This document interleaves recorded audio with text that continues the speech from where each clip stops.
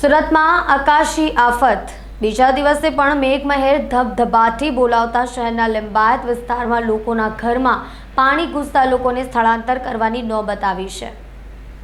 સુરતમાં પડી રહેલા અનરાધાર વરસાદને પગલે ભારે ખાનાખરાબી સર્જાઈ છે। સુરતમાંથી પસાર થતી ખાડીઓના જળસ્તરમાં વધારો થયો છે, જેને કારણે હાલ પાણી બેક મારી રહ્યા હોવાથી ખાડીપુરની સ્થિતિ સર્જાઈ છે। મીઠી ખાડીને કારણે લિંબાયત વિસ્તારમાં પાણી ભરાવાની સમસ્યા સર્જાઈ છે।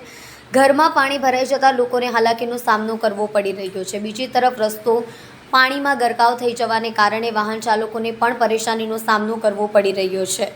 મીઠી ખાડી અને ભેદવાડ ખાડી હાલ ભયજનક સપાટી સુધી પહોંચી ગઈ છે અને બીજી તરફ સીમાડા ખાડીમાં પાણીનો ભરાવો થયો છે।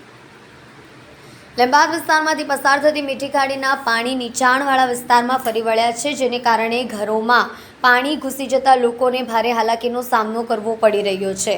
લોકોના સ્થળાંતરની ફરજ પડે તે માટે ત્યાં પણ તંત્ર તૈયારી કરી દેવામાં આવી છે।